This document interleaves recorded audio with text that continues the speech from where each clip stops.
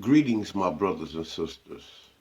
This is Yasha Ben Yishrael, aka Terry Whitfield, for the Terry Whitfield Yasha Ben Yishrael podcast show, inviting you to come with me and enter into the mind of Yasha Ben Yishrael. Today, I want to read from some scriptures. I would like to take a mental journey back into the past for the purpose of going into the past and bringing some valuable jewels to us on today. Okay? That's the beauty of history. Not to go in the past to live in the past, but to go in the past and to learn from history and to bring those valuable jewels from the past onto the present of this day. I like to read about the first book of Maccabees.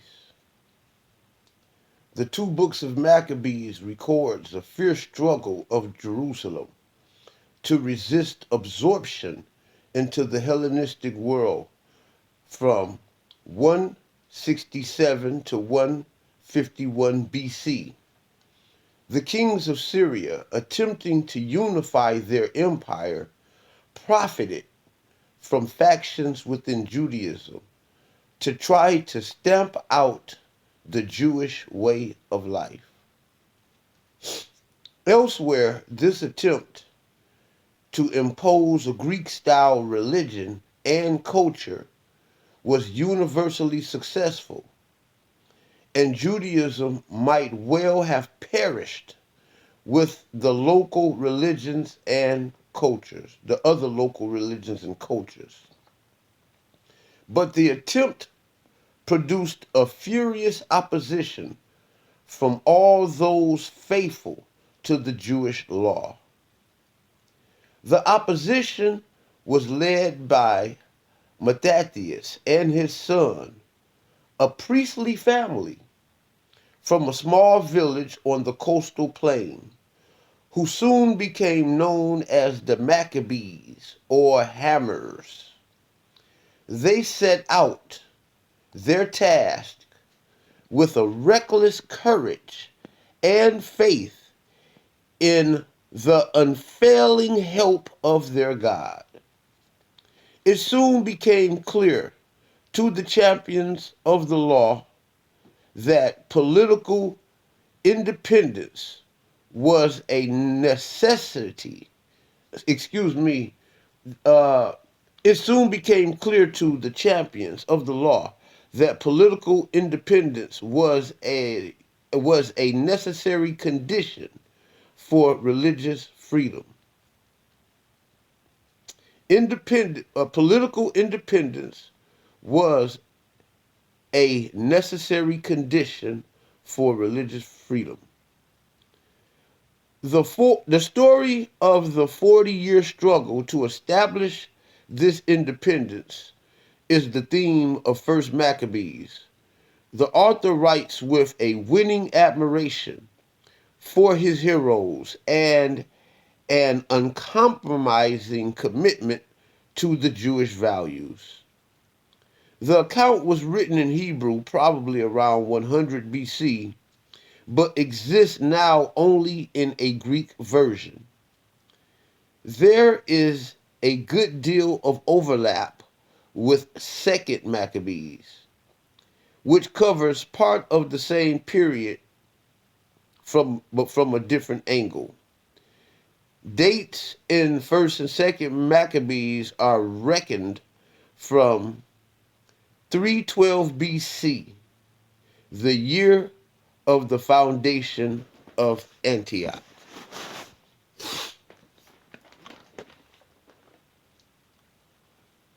First Maccabees, the first chapter. Before I get into that, I would like for us to juxtapose ourselves, compare ourselves as African Americans, compare our plight to that of the ancient Hebrews, and you would see that you would not have to force fit your plight into their saga. For the shoe fits perfectly. For the glove fits the hand perfectly. No need to shoehorn or to create logical fallacies. Just juxtapose. Place your condition and your history to the chronicles and the sagas of that of the Israelites, and you will see how it fits perfectly hand in glove. Verse 1, Alexander of Macedon, son of Philip, had come from the land of Kittim and defeated Darius of the Persians and Medes, whom he succeeded as ruler at first of Hellas, which is Greece. He undertook many campaigns, gained possession of many fortresses, and put the local kings to death. So when Alexander the Great, when he became the king, he undertook many campaigns. He did many things in the land. He changed up many things.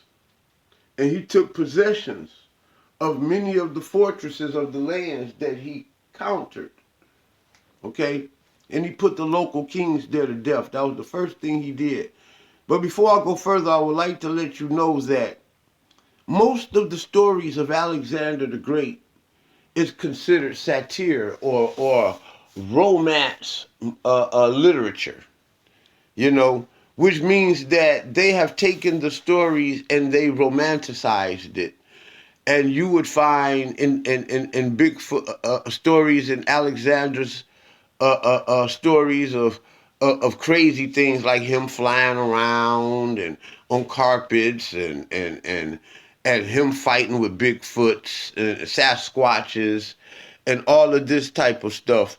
You know, they romanticize the stories and they make the stories really, really hard to believe.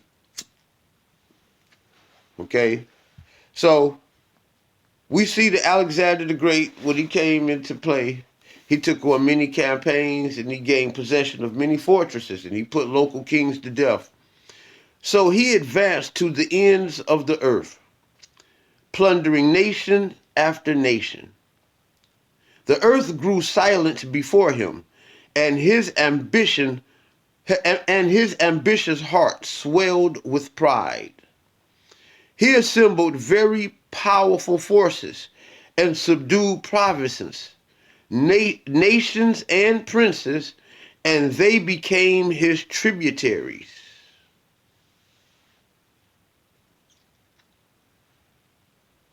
But the time came when Alexander took to his bed in the knowledge that he was dying. He summoned his officers, noblemen who had been brought up with him from his youth, and divided his kingdom amongst them while he was still alive. Wow. Might I add you that the first and second book of Maccabees is probably some of the most credible stories of Alexander the Great that you're going to find. Again, like I told you before, most of the stories of Alexander the Great is shrouded in satirical romance type of language, you know, and it makes it almost like fairy tale-ish. Okay. So Alexander had reigned 12 years, then he died. Each of his officers established himself in his own region. All assumed crowns after his death.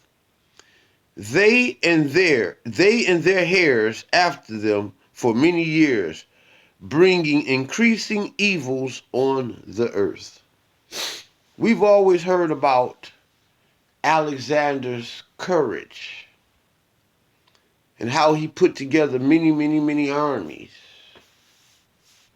But the text say he and his armies, they brought increasing evils on the earth. When you look at the Hebrew words for evil, you'll see that they're rooted in a concept that is like when something is going off of its path, like the word avon, meaning to like go off of its natural course, to become perverted.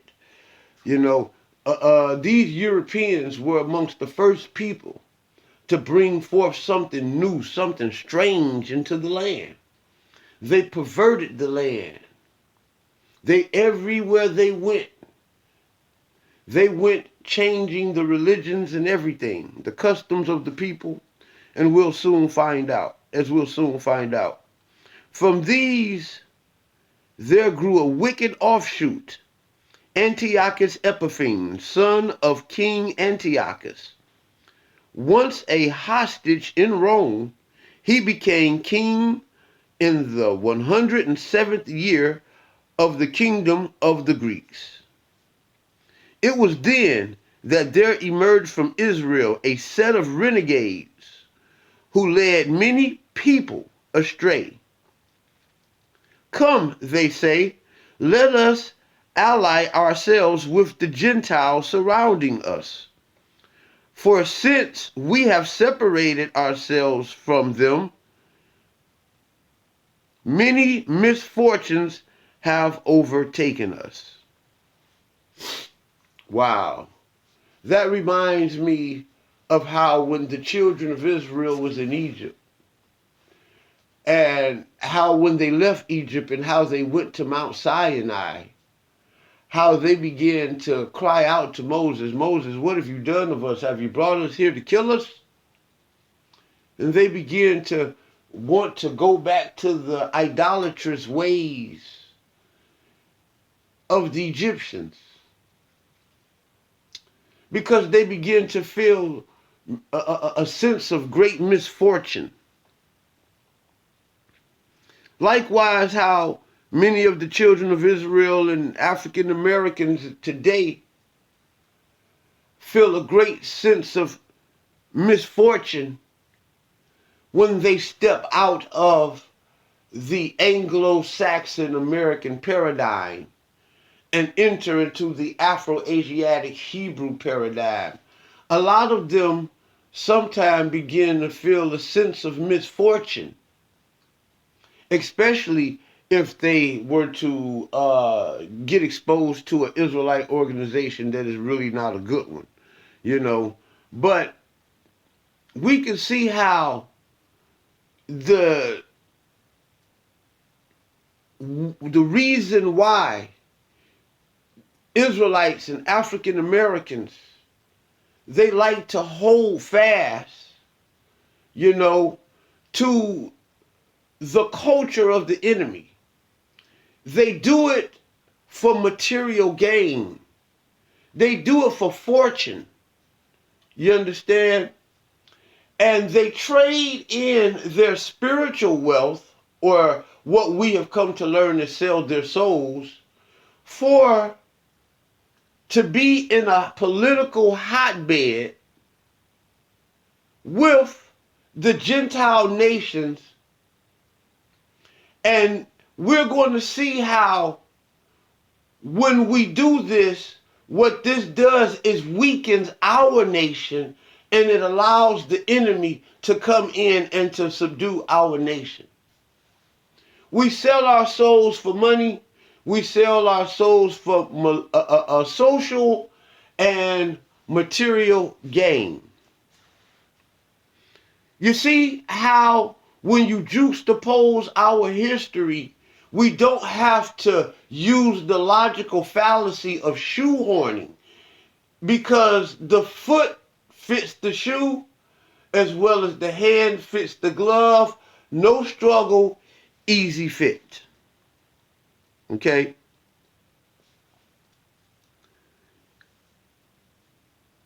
So, He went, okay, where were we at here?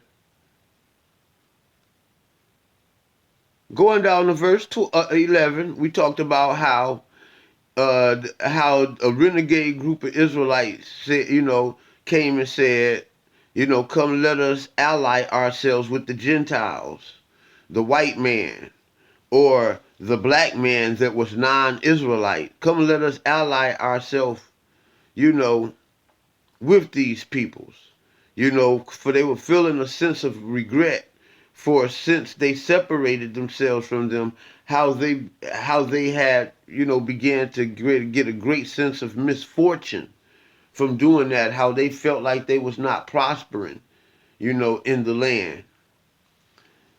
This proposal proved acceptable, verse 12, and a number of the people eagerly approached the king, who authorized them to practice the Gentiles' observances. So a number of these renegades came and eagerly approached the king, and the king allowed them to practice the observances of these Gentiles.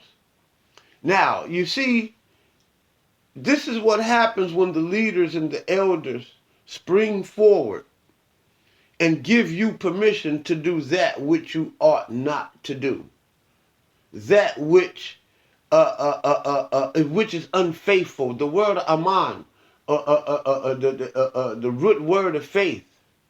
Okay, it means to be steadfast, to be put, stay put. Like a hammer and a nail, boom, right into the wood. It stays steadfast. It stays there. And that's the essence of Hebrew spirituality. Okay? And when you are doing that, like trading that in for the spirituality of others, then you're selling your soul. And you can see how it fits perfectly. Our history, our saga fits perfectly with the saga of the children of Israel, as well as them coming out of Egypt and starting their own nation, as well as coming up out of Greek dominance, trying to regain spiritual independence. And we can see that taking place, in that we can feel that same spirit. Why? Because those people are our ancestors.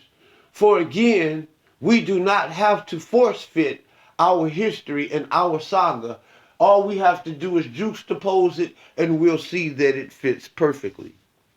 So we see that the proposal proved to be acceptable, and we see that the king approved the proposal, okay, and he authorized these Israelites to practice the observances of the Gentiles. Verse 14, so they built the gymnasium in Jerusalem, such as the Gentiles have, disguised their circumcision, meaning stop having circumcision, allowing, themselves to disguise themselves like regular heathens or pagans. If they put out their pagan and see that they're not circumcised, then they would have disguised their circumcision. So they begin to stop circumcising and abandon the holy covenant. They begin to abandon the scriptures and the role and the agreement that we made with the Most High. They begin to abandon it, submitting to Gentile rule and as willing slaves of impiety.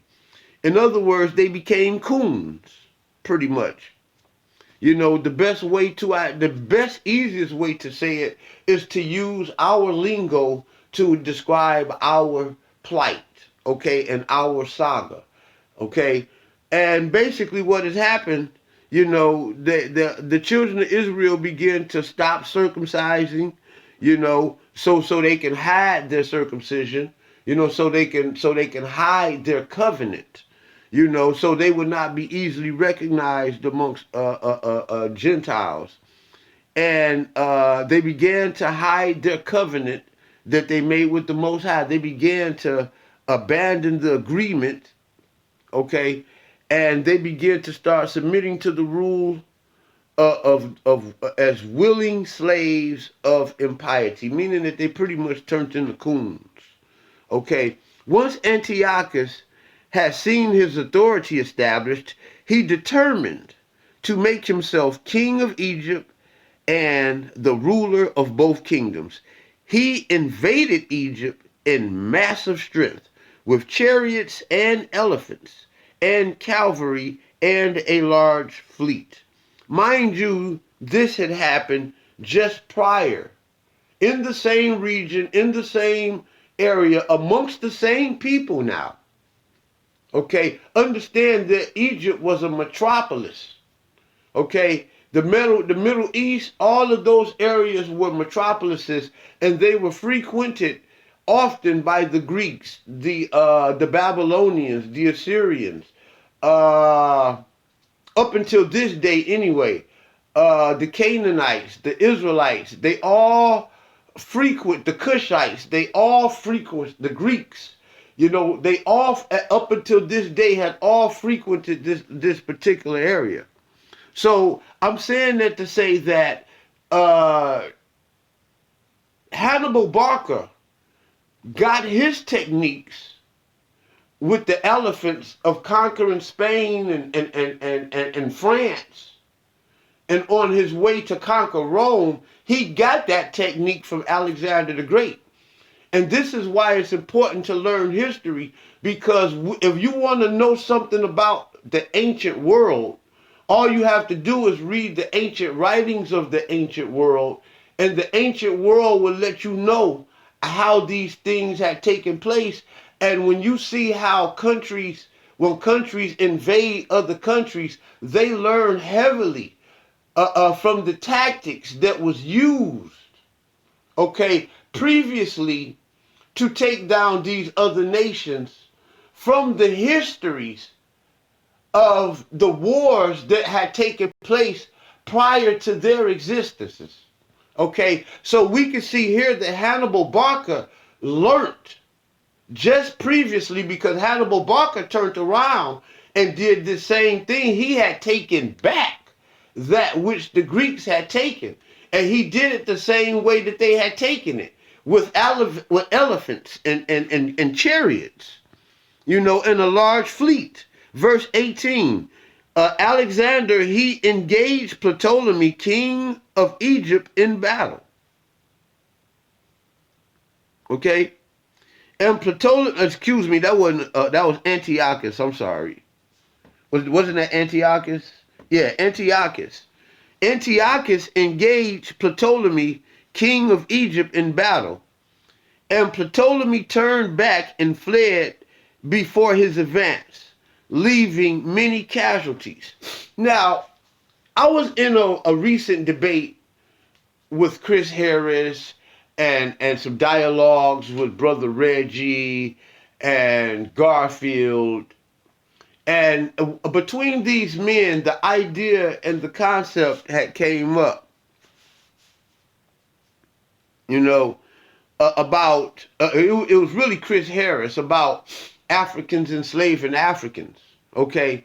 But what he failed to realize is that racism as we know it today, okay, racism as we know it today is a new construct, is a European new construct into the world.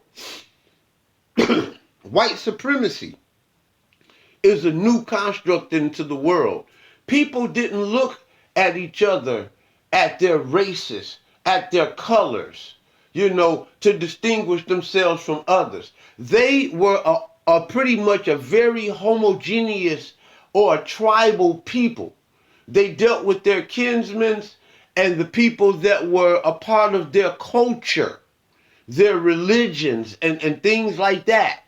You understand? That's how their ethnic groups. That's how they divided each other. So there would be times a black nation will conquer a black nation, and a white nation will conquer a white nation, because as we can see now that America is on the brink of war with Russia on behalf of Ukraine. That's three different white nations are in the brink of war for, as of today, Ukraine and Russia is at war today.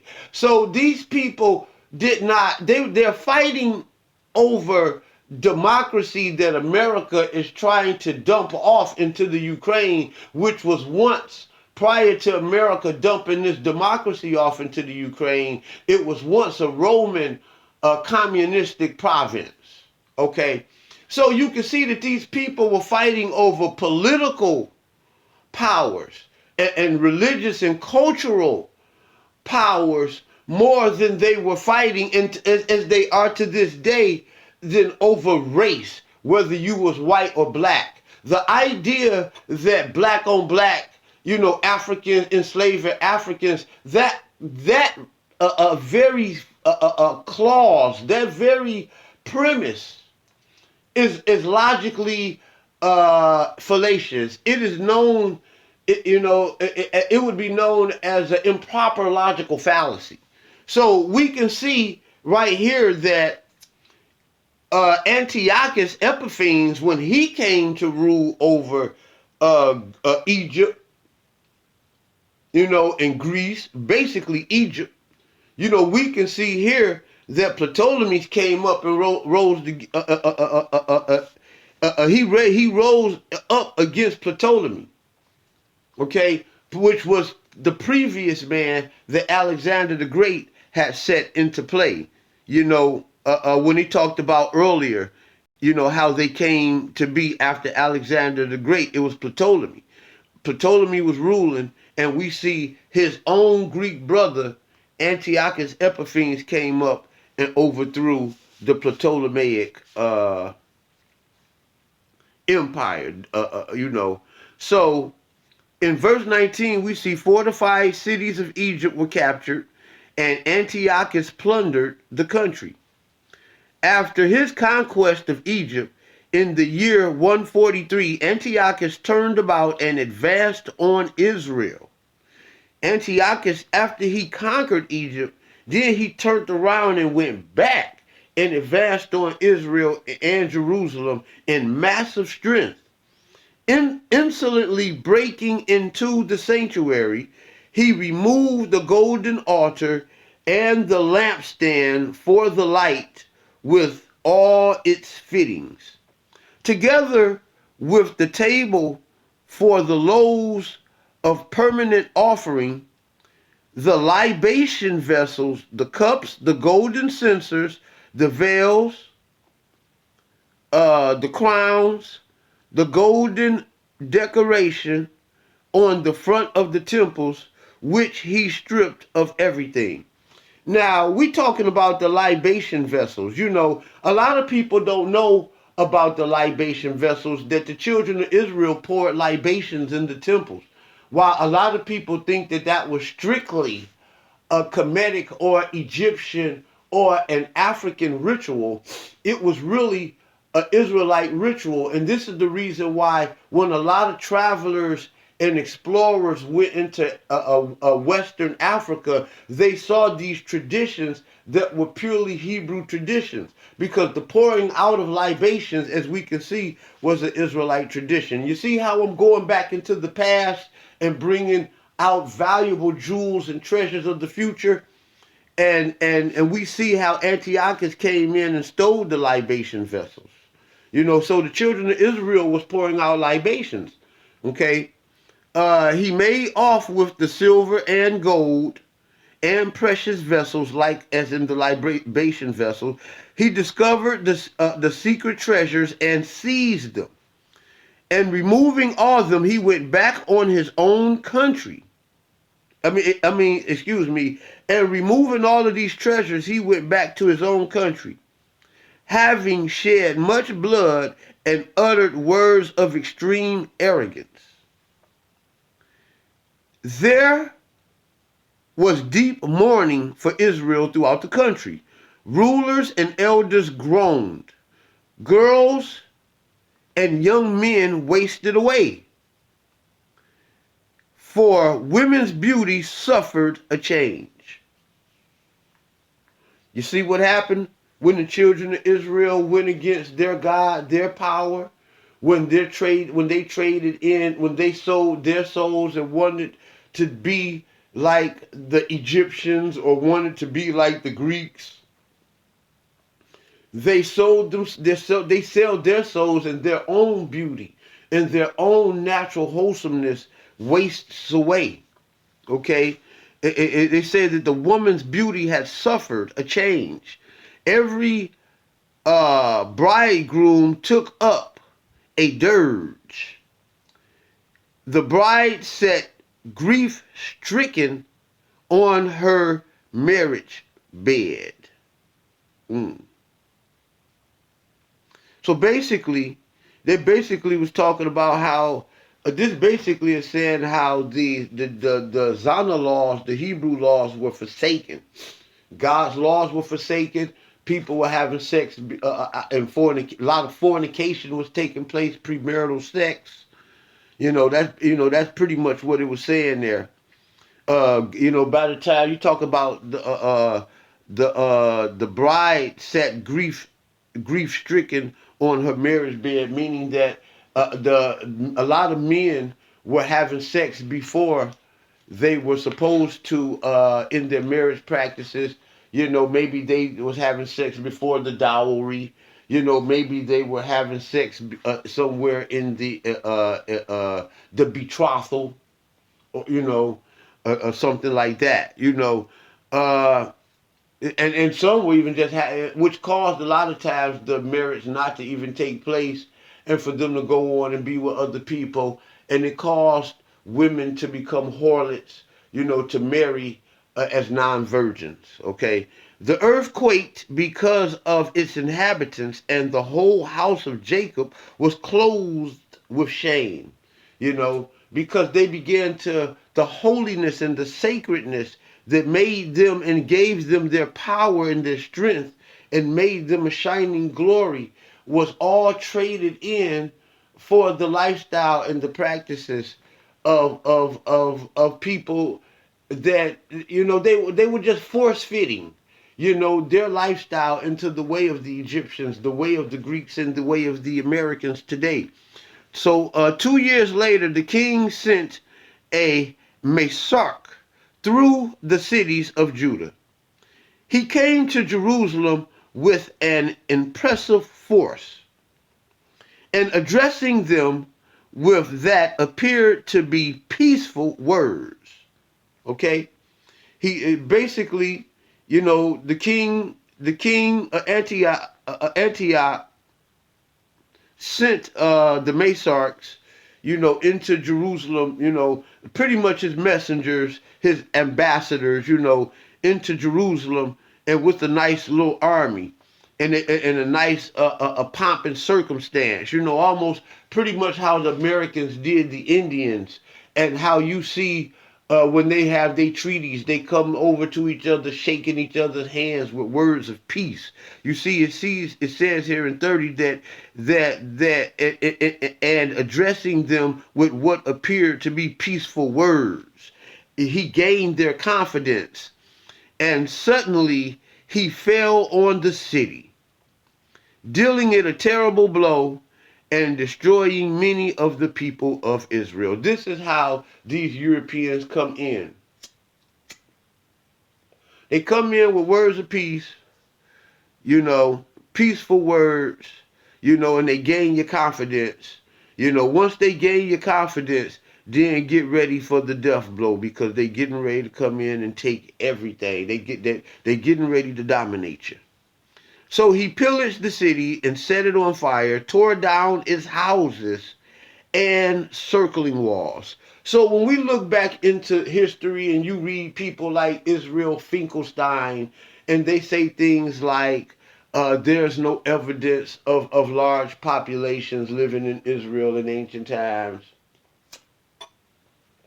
They're saying, they're kicking fallacies, because and it's a fallacy from ignorance of their own ignorance, not knowing what had happened in history, not really studying the literature and the folklore and the myths, sagas, and legends of the people.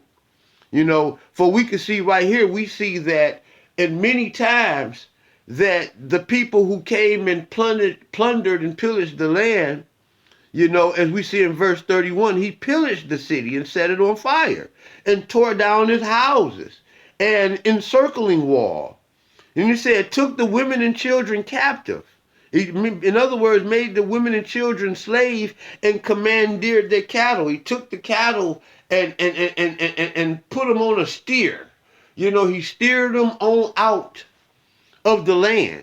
They then rebuilt the city of David with a strong great wall and strong towers and made this their citadel. Okay? There these Gentiles, installed a brood of sinners, of renegades who fortified themselves inside of this citadel. Okay, inside of the city of David. Okay, storing arms and provisions, food, clothing, shelter, and depositing there the loot they had collected from Jerusalem. They were to prove a great trouble. It became an ambush for the sanctuary, an evil adversary for Israel at all times. They shed innocent blood all around the sanctuary and defiled the sanctuary itself. The citizens of Jerusalem fled because of them. She became a dwelling place of strangers, estranged from her own offsprings, for her children forsook her. So you're talking about how the city of Israel became a dwelling place of these white folks. This is the first time in history that we can see that a purely closely white acceptable nation, because these people accept the Greeks as the forerunner of white civilization. And we can see here that Jerusalem became a dwelling place for the Greeks. And it became estranged from her own offspring. It became estranged from the original Natufians and the Canaanites and the Israelites and the Moabites and the Edomites and the Palestinians and all of the other people that dwelt there. The land became strange to the original indigenous people there. It became separated from them, and it became one with the enemy. The Jerusalem sanctuary became as forsaken as a desert. Her feasts were turned into mourning, her Sabbaths into mockery, her honor into reproach. Her dishonor now fully matched her former glory. Her greatness was turned into grief. The king then issued a proclamation to his own kingdom that all were to become a single people, each nation renouncing its particular customs. I mean, that really need not to be explained. The Greeks Hellenized everybody. They made everybody one people. It made the Israelites to denounce its original Israelite culture and heritage. It made the Egyptians denounce its original culture and heritage. It made the Canaanites and all of the people, the Persians,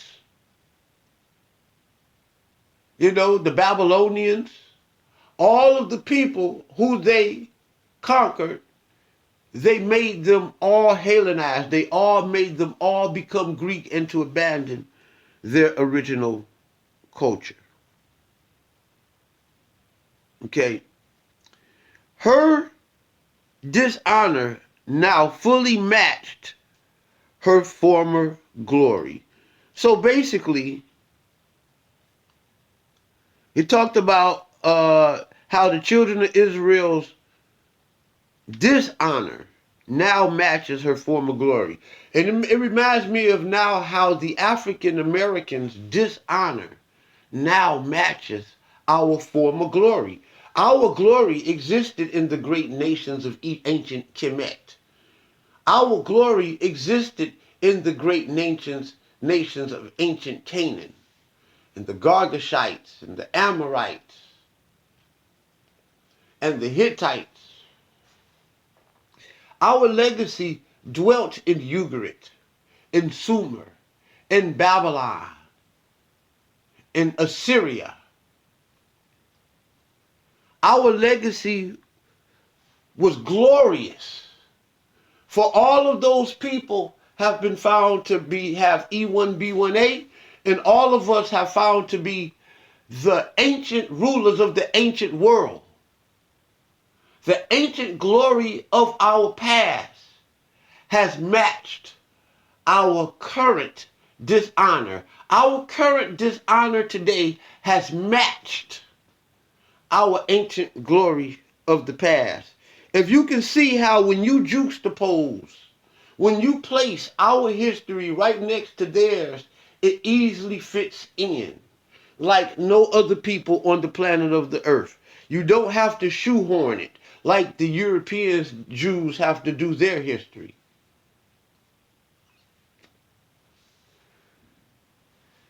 So we going down to the citizens of Jerusalem fled because of them. Okay. We're down in verse 40. Okay, her dishonor now fully matched her former glory. Her greatness was turned into grief. The king then issued a proclamation to his whole kingdom that all were to become a single people, each nation renouncing its particular customs. All the Gentiles conformed to the decree of the king, meaning all of the nations conformed to the decree of the king, even Israel, turning Israel into a Gentile nation. As we can see in verse 43, and many Israelites chose to accept this religion, this culture, this Hellenization, this Anglicizing, this Kemeticizing, this Egypticizing. Many Israelites chose to accept these things and sacrificing to idols and profaning the original Sabbath.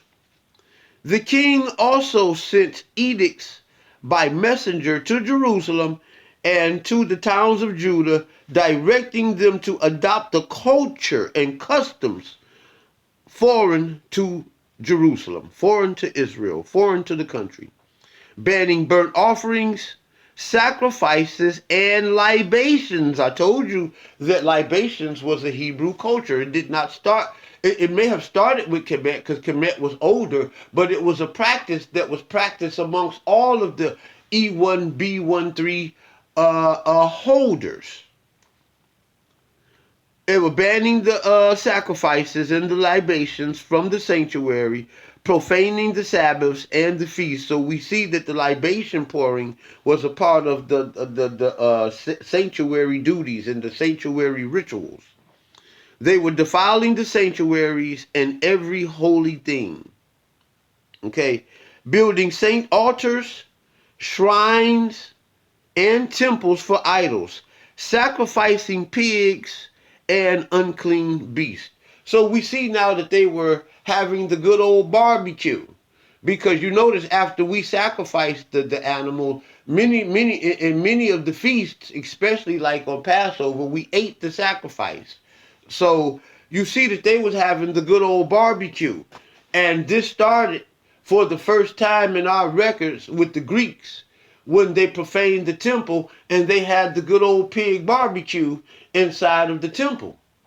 Okay, and you see this had taken place again after 1492 when, and I remember how I told you that the people, learn from the practices of those who came before them. You see them administering pork into the temple. You can go into the Christian churches, the Baptist churches, the Pentecostal churches, and you can see them, especially in the South, you know, where they have dinners and the churches be selling pork dinners right there in the basement, right there in the holy sanctuary. You see, this practice was adopted by the Spaniards, Isabella and Ferdinand, because the Jews were hiding their Judaism amongst Christianity. And one way they could not hide it, because the Christians did not have the dietary diet of the Israelites. So in order to make sure that the Israelites converted to Christianity, they made the Israelites go out in their front lawns and barbecue, boil and cook pork in their front lawns, and to eat it openly in the public. And just like how we do now at the public parks, you know, we have the good old barbecue. You know what I'm saying? When we out there barbecuing these unclean meats, this unkosher meat that still have not been kosher, the blood have not been drained out of it, or it's a meat that's a defiled, unclean meat like pork or alligators or frogs or crabs, you know what I'm saying, or catfish, you know, or duck, you know, or something that the Most High told us not to put on there. We putting it on our grills. We can see we going back into the past, remember, digging out the jewels and seeing how, you know, by juxtaposing our history and their history, we don't, the effect comes out, the desired effect comes out that it is a perfect fit. You see what I'm saying? It does not have to be fallaciously shoehorned and forced into a history.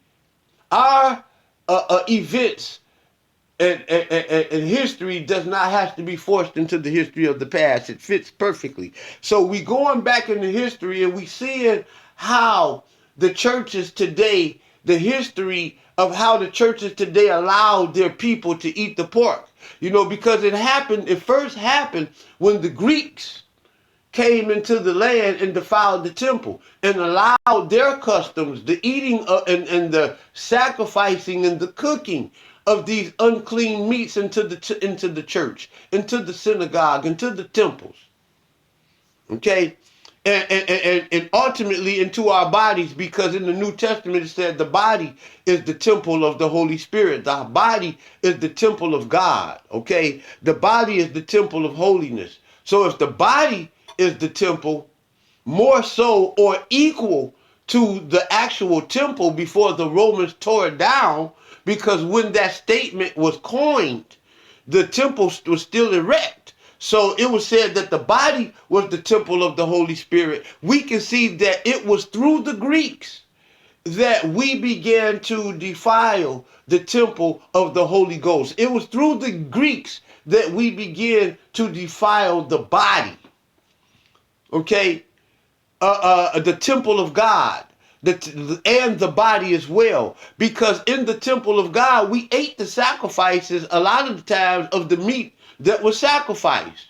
You see, so in defiling the temple, defiling the body was soon the next to come. You understand? So we can see how the origins of the 4th of July barbecue, where we're celebrating the holidays and the observances of our oppressors, how it came to be, of the Gentile nations, how it came to be, how we abandoned June 19th, you understand, for the 4th of July. When on the 4th of July, 1776, we wasn't even independent. We were still slaves. Okay? So we see in 47, it talked about the sacrificing of pigs and other unclean beasts. We can't just focus on the pig. You know, we focus on the other unclean animals that were sacrificed and eaten in the temple. 48, leaving the sons uncircumcised. Remember, I told you that's what it meant by hiding their circumcision. Leaving their sons and children uncircumcised and prostituting themselves to all kinds of impurity and abomination. Okay, you didn't prostitute yourself for money. You prostituted yourself for the culture and the practices of the Gentile nations. Not prostitute yourself to the man. This telling you that the actual act and practice of prostitution, you know what I'm saying, in itself is just unclean. Okay, and it is a part of one of the Gentile rituals inside of Satanism. So they that would they so that they should forget the law and revoke all observances of it. We prostituted ourselves, we traded in the Hebrew customs and the way of life, so that where we even begin to start forgetting the law. You know what I'm saying? And we forgot that eating pork wasn't supposed to happen amongst us. And eating an animal that go against our E1B1A genome pool, haplotype and haplogroup, it caused us to get fat and to lose our beauty. Have all type of skin problems, hair falling out, and all types of things. Sicknesses, diseases begin to fall amongst us, and we begin to operate half like a gun, half cocked. You understand what I'm saying? Or even jammed. Okay. Verse 50. Anyone not obeying the king's command was to be put to death. And we can see how the other nations that came after this used this same ploy amongst the children of Israel. It said that anyone who didn't obey the king's commands, and we can see this borrowed by King Isabella and King Ferdinand in Spain in 1492, and in that same year, we also can see this practice adopted by King Askia Mohammed in the Songhai Empire. For anyone not obeying none of King Isabella and Ferdinand's commands, as well as Askia Mohammed in 1492, these Israelites were put to death. And their commands was the abandoning and the banning of Israelite culture, practices, and observances. And this is why when you hear guys like Raborn and these other modern day people saying stuff like, why during the 1600s the Africans and the Mandinkas that came to America, like the man who founded Florida, how when he wrote in Spanish, he did not mention anything of his Israelite culture. Because as we can see, that anyone that was disobeying the king's decree was put to death. Whether you were Muslim, whether you was Christian, anybody disobeying the Sultan or the banning of the children of Israelite culture or practicing Israelite tradition, they were either reduced into slavery or they were taken off into death. And this is the reason why this guy came here. He came here as a Spaniard, a Mandinka, okay, which really was an Israelite, okay, somewhere between the Canaanite and the Israelite. He was a Moor, certainly. He converted into Christianity because you had to convert. It was for the Jews that was there. They were the ones that was forced to convert because all others were not forced. All the others just went along with the conversion, as we can see as the story tells itself out. The Israelites had to be forced. And the fact that he wrote the Spanish language was evidence that he accepted the conversion. And accepting the conversions is evidence that he accepted the creed, which means that he was not going to talk about himself being a Jew or Israelite. You understand what I'm saying? So, going back down to verse 51, it says, writing in such terms, to every part of his kingdom, the king appointed inspectors, snitches, for the whole people, and directed all the towns of Judah to offer sacrifice city by city. So he had snitches there and overseers, watching over the people, made sure that these people was constantly cooking this unclean food every month, on a monthly level. Okay. Many of the people, that is, every apostate from the law, rallied to them and so committed evil in the country. The apostate of the law, meaning many of the Israelites who fell from the law, they rallied to these Gentiles, and they committed this evil in the. They forgot about Yah and just lived their lives like Greeks in the land, as heathens, as pagans in the land. Okay, forcing Israel into hiding in any possible place of refuge, because the real Israelites who were renegade had left, and they was the ones that were hiding in places like the Qumran Mountains, because the Essenes had existed prior, okay, to the Romans. And if you learn Essene history, you would know that they existed in these times. They knew about the Qumran Mountains and the many different caves and tunnels, underground tunnels, that they have built, to hide themselves, their books and their writings and their many different religious artifacts. Okay, forcing Israel into hiding in any possible place of refuge. On the 15th day of Cheslib, in the year 145, the king built the appalling abomination on top of the altar of burnt offering. And altars were built in the surrounding towns of Judah, and incense offered at the doors of the houses and in the streets. Any books of the law that came to light were torn up and burnt. And this was a ritual that happened in Rome. We talk about the burning of the Alexandrian library, which we don't know what happened or not, because we don't know. We have no evidence for it. But not acting in a fallacious manner and assuming that the library existed, the library was burnt, according to the mythological saga. And many of the Jewish writings of Christ in Christianity, many of the other Christian writings that were not accepted by the emperors and the kings of Rome during the Nicene Council and the Nicene Creed were all burnt.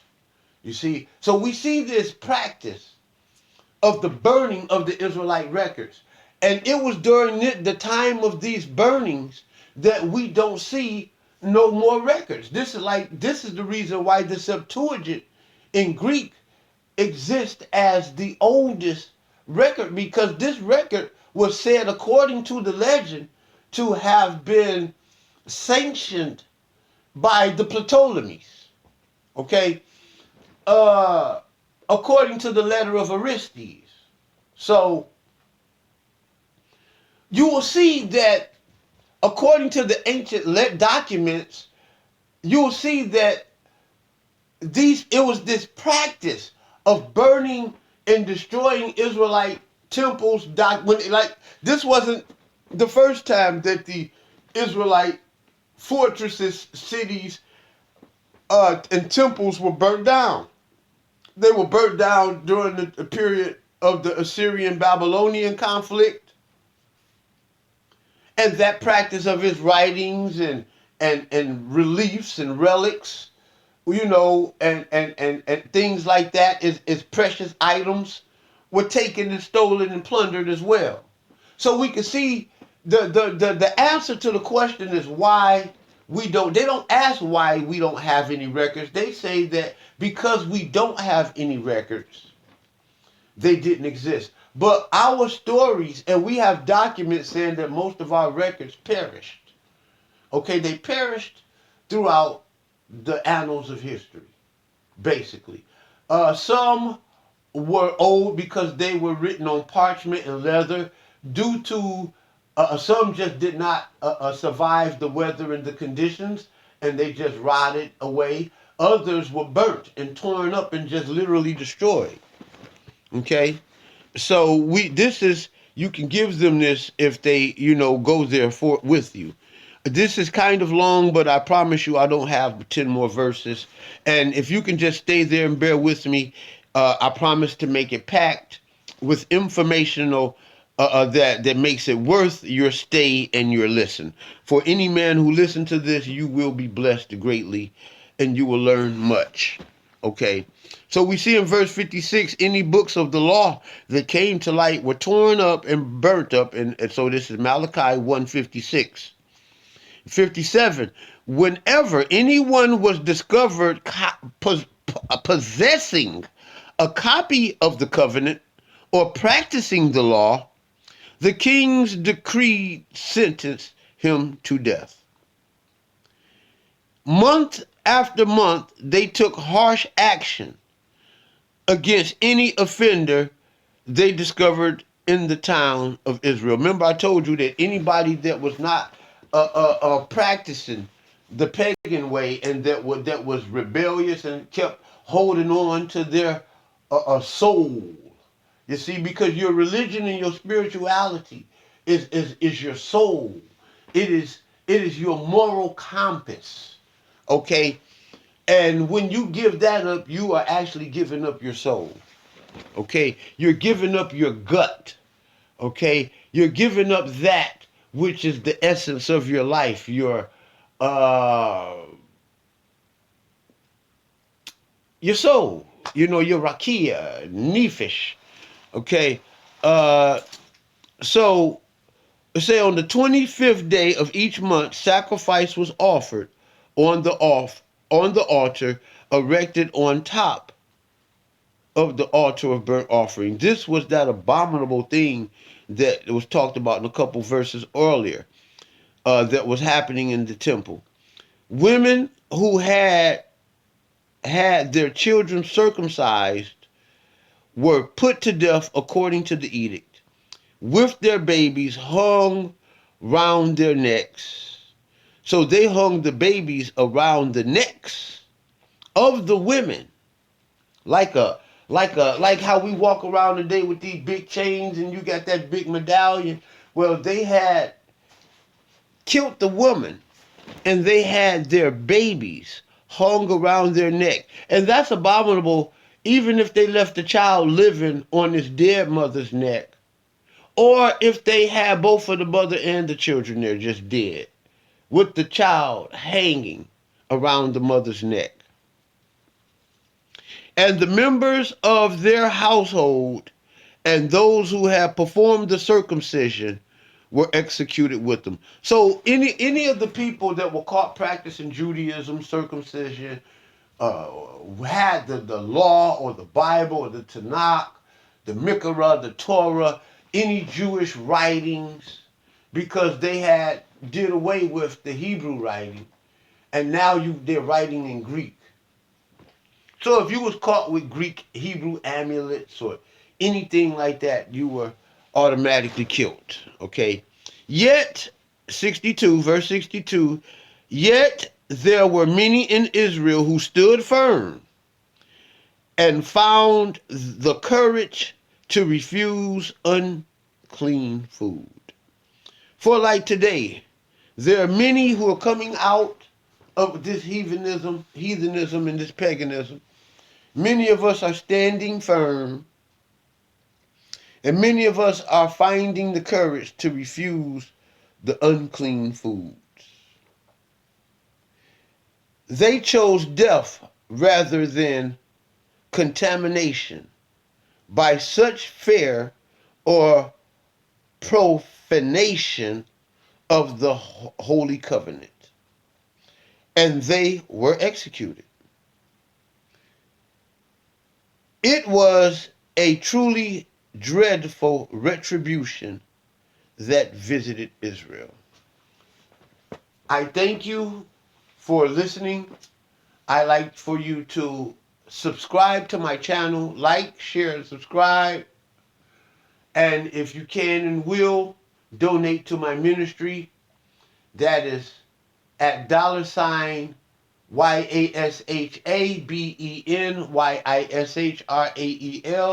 capital YBY as in Yasha Ben Yishrael, all pushed together, and that's my Cash App. You can bless me as I bless you. I promise none of the monies will go to waste. It will go towards materials, better recording equipment, better computers. It will go towards the building of my studio where I can do better podcasts and do better animation and things of that nature. Uh, yeah, basically to better serve you. I ask you to donate. That's at Yasha, capital Y, lowercase ASHA, capital B, lowercase EN, capital Y, lowercase ISHRAEL. Like, share, comment, and or subscribe. I won't be doing much commentary because I did much of our commentary, or much of my commentary, in the reading of the scripture. So that will be it. Yasha Ben Yishrael signing off for the Terry Whitfield Yasha Ben Yishrael podcast show. Wanting you to know that I love you, I like you, I want to be with you, I want you to be my family, I want you to be my friend. And I adding a postmark, a PS, to this message, to this lesson, to this journey down memory lane. I like to say that Israelites should do much more teaching like this, and I am for a forerunner in this movement where we talk about more things in relating to our saga and teaching us how to be better historians and how to be better Israelites, okay? And how to be better people and how to be better scientists and how to be better bookkeepers, okay? And how to be better, just the best, how we can fulfill Deuteronomy 28, 1 through 15, how we can be blessed to do and fulfill everything that we put our hands to do, it be blessed and we fulfill it and manifest the blessings in it. As opposed to what happens through 15 through 64 through 68, depending on whether you're reading Tanakh or the King James Version. But that being it, this is Yasha Ben Yishrael signing off. I love you. May Yahweh be with you.